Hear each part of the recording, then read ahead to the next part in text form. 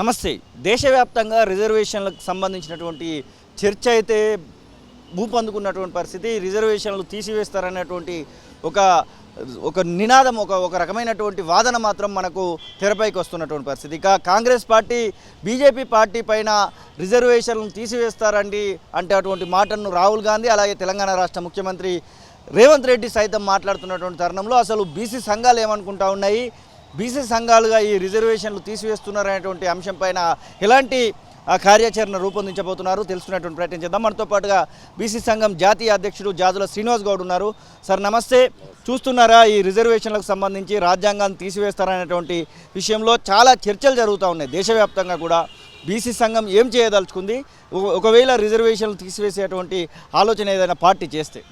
అంటే రిజర్వేషన్లను పొమ్మనకుండా పొగబెడుతున్నారు, రిజర్వేషన్ల లక్ష్యాన్ని నీరు గారుస్తున్నారని చెప్పి మేము చాలా రోజులుగా ఆరోపణ చేస్తున్నాం. కానీ ఇప్పుడు ఈ రిజర్వేషన్లు రద్దు చేస్తారు, రిజర్వేషన్లు ఎస్సీ ఎస్టీ బీసీ సామాజిక రిజర్వేషన్లు భవిష్యత్తులో ఉండవు అని చెప్పి ఇప్పుడు విస్తృతంగా చర్చ జరుగుతుంది. ఇప్పుడు విస్తృతంగా చర్చ జరగడానికి కారణం ఏంటంటే ఇప్పుడు దేశవ్యాప్తంగా ఎన్నికలు జరుగుతున్నాయి కాబట్టి చర్చ జరుగుతుంది.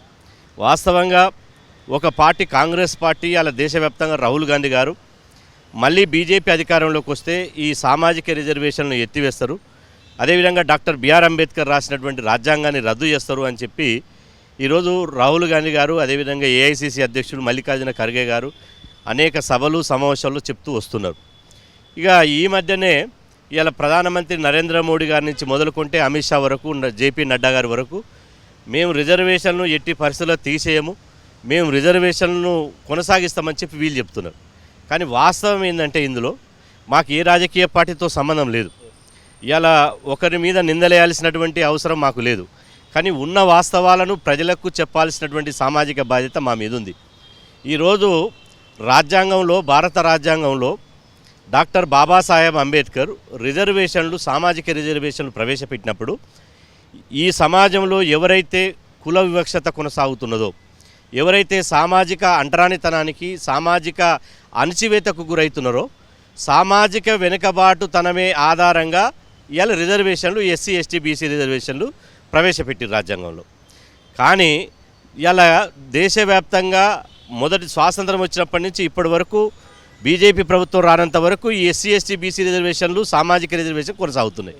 కానీ నరేంద్ర మోదీ గారు కేంద్రంలో బీజేపీ అధికారంలోకి వచ్చిన తర్వాత ఇవాళ ఈ రిజర్వేషన్ల మూల సిద్ధాంతం, ఈ రిజర్వేషన్ల యొక్క మూల సిద్ధాంతం ఏంది? సామాజిక వెనుకబాటు తన ఆధారంగా రిజర్వేషన్లు పెట్టారు ఆ ప్రతిపదికన. కానీ మోదీ గారు బీజేపీ ప్రభుత్వం ఏం చేసిందంటే ఇది సామాజిక వెనుకబాటు తనం ఆధారంగా రిజర్వేషన్లు వద్దు, ఇది ఆర్థిక వెనుకబాటు తనం ఆధారంగా రిజర్వేషన్లు పెట్టాలని చెప్పి ఎలాంటి కమిషన్ సిఫార్సు లేకుండా, జనాభా లెక్కలు లేకుండా రాత్రి 48 గంటల్లో అగ్రవర్ణాలకు, పేదల అగ్రకులాల పేరుతోటి EWS economical weaker section reservation తీసుకొచ్చింది. అంటే అర్థమైంది, ఈ సామాజిక రిజర్వేషన్ల యొక్క లక్ష్యాన్ని, సామాజిక రిజర్వేషన్ల యొక్క మౌలిక సూత్రాన్ని ఇలా పక్కదోవ పట్టించి ఆర్థిక వెనుకబాటు పరమైన రిజర్వేషన్లు పెట్టాలని తీసుకొచ్చింది.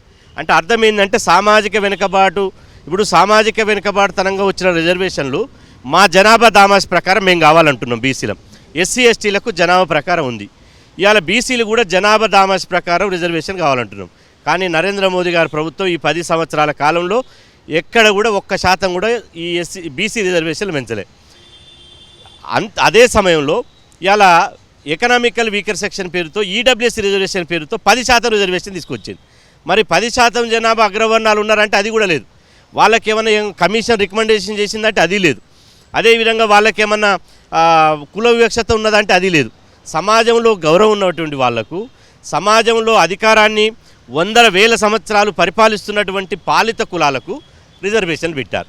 ఇవాళ 100 తాత ముత్తాల నుంచి వెనుకబడి సామాజికంగా, విద్యాపరంగా, ఉద్యోగపరంగా, రాజకీయ పరంగా వెనుకబడిన బీసీలకేమో రిజర్వేషన్లు రోజు కోత విస్తున్నారు. ఇవాళ నిజంగా మోదీ గారు, బీజేపీ ప్రభుత్వం నిజంగా రిజర్వేషన్లు ఎత్తివేస్తలేదు అంటున్నారు కదా, మరి ఈడబ్ల్యూఎస్ రిజర్వేషన్లు ఎందుకు తీసుకొచ్చారు?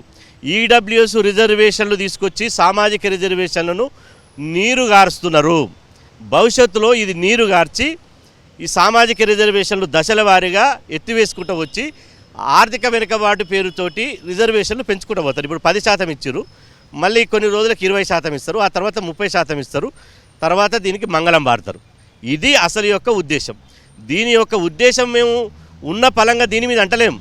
గతంలో ఈ బీజేపీ అనుబంధ సంఘాలు ఏదైతే ఉన్నాయో కొన్ని సంస్థలు, కొంతమంది వ్యక్తులు ఇలా దీనికి సంబంధించినటువంటి కొన్ని వర్గాలు ఏమంటున్నాయంటే వాళ్ళు మీటింగ్లు పెట్టి రిజర్వేషన్లు ఇంకా అవసరమా, స్వాతంత్రం వచ్చినప్పటి నుంచి ఇప్పటి వరకు 70 ఏళ్ళుగా రిజర్వేషన్లు కొనసాగుతున్నాయి, దీని మీద సమీక్షించాలి, ఈ రిజర్వేషన్లు సమీక్షించి అవసరమైన వాళ్ళకి రిజర్వేషన్ ఉండాలి, ఈ రిజర్వేషన్లను ఇలా ఒకే వర్గానికి ఎందుకు పెడుతున్నారు అంటే రకరకాలుగా చర్చ వచ్చి ప్రజల్లో రిజర్వేషన్ల మీద ఏమంటారు రిజర్వేషన్ల మీద ఒక హేయభావం వచ్చి రిజర్వేషన్ల మీద ఒక చెడు దుష్ప్రభావం వచ్చే విధంగా ఆ భావజాల వ్యాప్తిని పెంచి రిజర్వేషన్లని ఎందుకు చెప్తున్నామంటే ఈరోజు రిజర్వేషన్లు పెడితే మెరిట్ దెబ్బతింటుందని చెప్పిన వాళ్ళు మీరే కదా.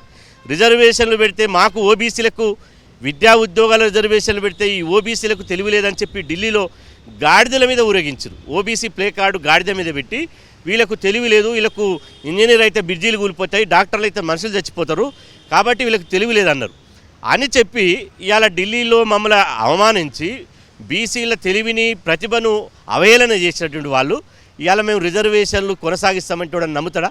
రిజర్వేషన్లు కొనసాగించే వాళ్ళైతే జనాభా దామాష్ ప్రకారం రిజర్వేషన్లు ఇచ్చి ఈ సామాజిక రిజర్వేషన్లకు ఉన్న సీలింగ్ని ఎందుకు ఎట్టారు? 50% పరిమితి ఎట్ట చేస్తారు? ఏ రాజ్యాంగంలో ఏ ఆర్టికల్లో ఏ సెక్షన్లో ఏ చట్టంలో 50% కుదింపు ఉండాలని ఉంది? లేదు. మరి 50% రిజర్వేషన్లు అన్నప్పుడు 10% అగ్రవర్ణాలకు రిజర్వేషన్లు పెడితే 60% అయింది కదా. మరి 60% అయినప్పుడు బీసీలకు ఎందుకు రిజర్వేషన్లు పెంచరు? ఒక బీసీ ప్రధానమంత్రి 10 సంవత్సరాలు పరిపాలన చేసి 1% కూడా రిజర్వేషన్లు పెంచడా? కనీసం నిజంగా మీకు బీసీల మీద చిత్తశుద్ధి ఉంటే కేంద్రంలో ఒక ప్రత్యేక మంత్రిత్వ శాఖ పెట్టడా? అదేవిధంగా బీసీలకు బడ్జెట్లో కేటాయింపులు చేయడా? అంటే బీసీలు సంఘటితమైతే ఒక సామాజిక న్యాయ ఉద్యమం ఒక బలోపేతమైతే మాకు పుట్టగతులు ఉండవు. మేము దేవుని పేరు మీద మతం పేరు మీద ఓట్లు అడిగితే రేపు అధికారంలోకి రాలేమనే ఒక దూరదృష్టితోటి ఒక కుట్రబుద్ధితోటి మాత్రమే ఈ రిజర్వేషన్లను పొమ్మనకుండా పొగబెట్టాలని నీరు గార్చాలని చూస్తున్నారు.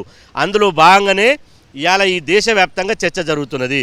నేను అంటున్నా మీకు నిజంగా చిత్తశుద్ధి ఉంటే కోర్టుల బీసీ కులగణన చేయండి, దేశంలో సమగ్ర కులగణన చేయండి. కులగణన చేసి ఏ సామాజిక వర్గం ఎంతుందో వాళ్ళ ఆర్థిక పరిస్థితులు ఏంది, సామాజిక పరిస్థితులు ఏంది, రాజకీయ పరిస్థితులు ఏంది, వాళ్ళ జనాభా దామాష్ ప్రకారం వాళ్ళ వాటా వాళ్ళకి ఇవ్వండి. మహిళా బిల్లు పెట్టిరు, ఎస్సీ ఎస్టీలకు సబ్ కోటా ఇచ్చారు, ఇవ్వాల్సిందే. కానీ బీసీలకు ఎందుకు సబ్ కోటా ఇవ్వలే? బీసీ ప్రధానమంత్రి కదా, బీసీ మహిళలకు ఎందుకు సబ్ కోటా ఇవ్వలే? అంటే బీసీ కులగణన చేయరు, బీసీ రిజర్వేషన్లు పెంచరు, అదేవిధంగా మహిళా బిల్లులో బీసీ మహిళలకు సబ్ కోటా ఇవ్వరు, ఇలా రిజర్వేషన్లు రద్దు చేస్తున్నారంటే అవి 100% అనుమానాలు ఉన్నాయి. ఈ విధమైనటువంటి మీరు ఈ విధంగా చేస్తున్నారు కాబట్టి ప్రజల్లో ఒక అనుమానం ఇలా తీవ్రస్థాయిలో వచ్చింది. రావడానికి ప్రధాన కారణం మీరే.